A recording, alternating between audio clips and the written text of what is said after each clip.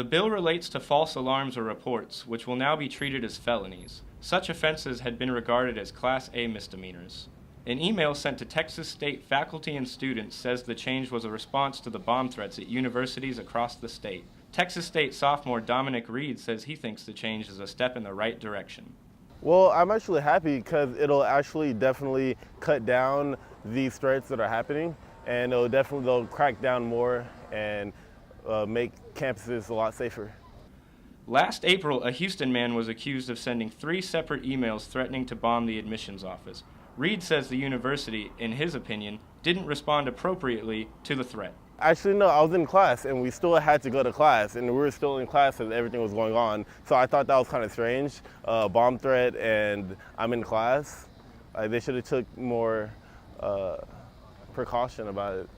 Senior Kiko Morlock was also surprised by the calm. We all were sitting in there and we saw the thing come up on the ticker. It was like, oh, bomb threat. But I mean, it didn't say everybody get up and leave, Morlock says he believes the harsher punishment could help.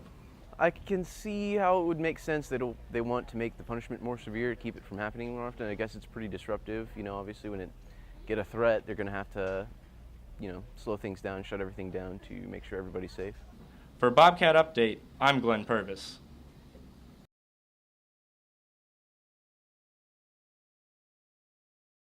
The university has just launched a website called TexasStatePresents.com, an online ticket service for the College of Fine Arts and Communication. The service allows users to purchase tickets for any Texas State Fine Arts performance. Along with ticket information, the website will feature an events calendar and an email newsletter sign-up.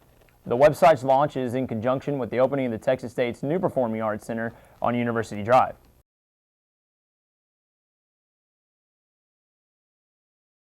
DNA is a helpful tool in criminal investigations. It can be used to identify the guilty, or it can be used to exonerate those who have been wrongfully convicted. Since 2001, 41 people in Texas have been freed from prison as a result of DNA evidence that contradicted jury verdicts. Dr. Kim Rossmo is a former police detective who teaches at Texas State.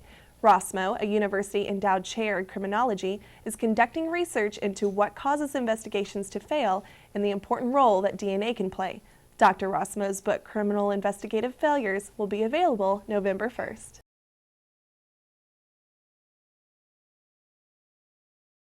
Black Friday is next week, marking the unofficial start of the holiday shopping season. San Marcos is home to the largest outlet center in the state, and businesses are expecting a record customer turnout. Many stores put up their holiday decorations in early November, but David Lazo, the hiring manager at the Levi's store, says preparation for the holiday season actually began months ago. Really what we've been doing is just planning from the day after tax-free weekend for back to school. We've just been planning from there. Just making sure that, we have set up goals every week. How many people do we need to hire? What do we need to do? Do we need to go on campus? In the past decade, Black Friday has grown into a major event, with incredible bargains available to those willing to brave the crowds. Lazo says he's not worried about unruly customers.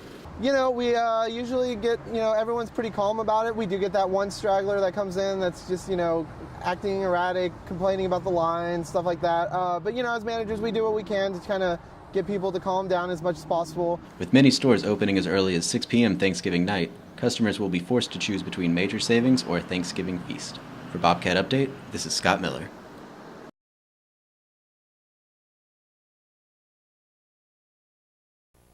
As the country enters its second week of the federal government shutdown, many students are beginning to wonder how it will affect their lives.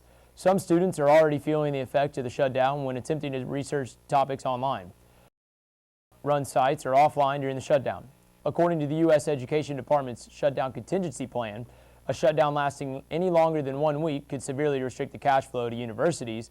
However, it shouldn't affect the federal financial aid for students.